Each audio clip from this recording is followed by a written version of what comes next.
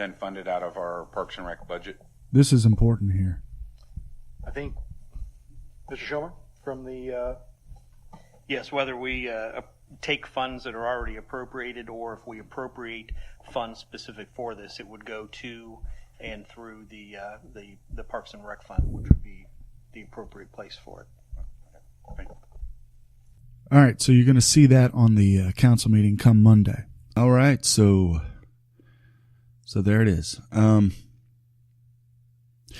$34,959. So rounding up $35,000 on another study to tell Huber Heights how to plan parks. That's basically what the study is for. $35,000 to tell Huber Heights how to plan parks. Is it good money or bad money? You have to be the judge of that. It's going to be voted on Monday. Do you agree with the mayor who says that it's needed? Or do you agree with Mr. Otto who says that the city can do without paying out $35,000 for a study? They've managed to put together a dog park. They have their committee. There's a great PowerPoint that I believe Council Member Burge put out. They're working towards that. You have your sporting groups around that know and have been in operation for many years that could help you on the sports end.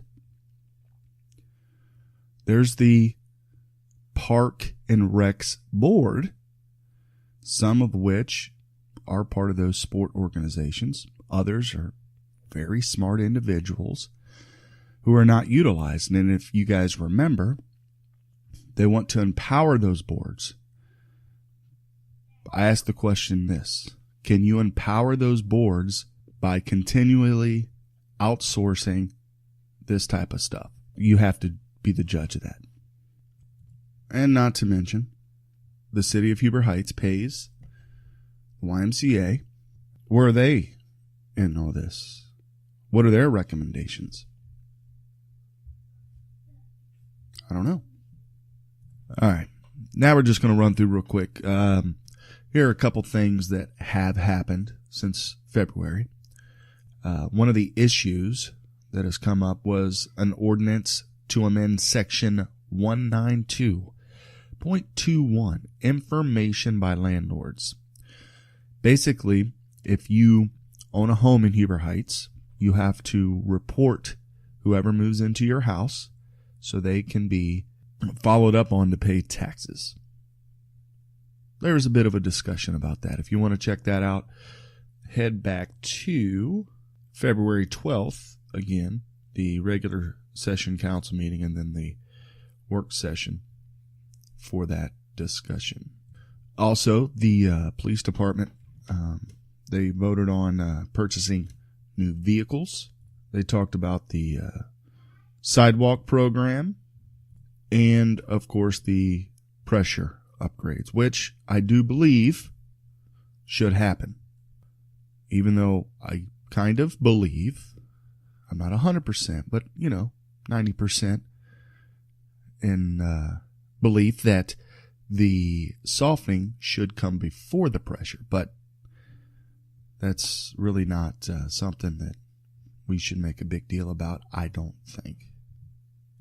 And something that was voted on February 12th was a resolution authorizing the city manager to solicit, advertise, and receive responses from qualified bidders for services related to the maintenance, design, repair, and or replacement of the HVAC systems at all city-owned buildings. So those are things that are needed. All right, those are costs that are going to come up, and that's part of the business of the city. And then on March 26th, you had a number of folks who were appointed to different boards and commissions. Now, if you're listening to this and there are openings for boards and commissions, I encourage you to, if you have the time, to apply for these boards and commissions. They're voluntary positions, but they're needed positions. And hopefully, if you volunteer for these positions, you help keep folks informed of what's happening on these boards and commissions, and keep people updated on what's going on. So, if you're out there and you have time, apply. I think there's a couple more openings. And then something interesting that came up on March 26th was a motion to approve revisions to Section 2, blah, blah, blah. It was the council member decorum. So basically, since I don't know how else to put it, since some members of council don't approve of the way other council members do or act or things like that, I don't know how else to put it nicely. They created this rule of decorum, which does absolutely nothing. And then you had a resolution that went toward Suez Water, resolution for city property. And then there were a few ordinances for financial restructuring.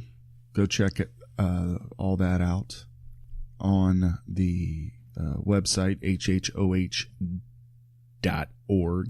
Okay, so that's what's going on in the city. Let's switch over to Huber Heights City Schools. One thing that I saw on their website is there's a new centralized registration process for the Huber Heights City Schools. And it starts on March the 12th, 2018, for grades kindergarten through 6th.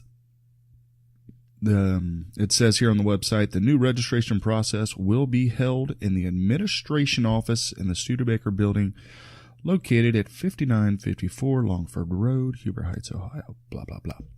So, if you have a kiddo that's starting school in Huber Heights and they're in kindergarten or through 6th grade, there you go.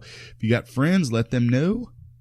If you want to read more about the Huber Heights City Schools, it's huberheightscityschools.org. They got a lot of interesting stuff on there. New attendance policy, new charge policy for school lunches, different things like that. So check it out there. All right, gang, that's going to do it for us today here on Truman's Town Hall. I want to thank you for tuning in. Next podcast, we're going to be talking about House Bill 585. It's sponsored by your state representative.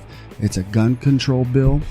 And just today, I've recorded this in bits. So guys, I apologize for that. I've been kind of busy this week, but I know I promised podcast and I wanted to get one out to you. So next podcast, I guarantee will be much better. But anywho, just today, State Senator John Eklund in Senate District 18 has introduced Senate Bill 288. It's a companion bill to 585. Until next podcast, if you are like me and you are pro Second Amendment, or you're not, either way, but if you're pro Second Amendment, look into these two bills, House Bill 585 and Senate Bill 288.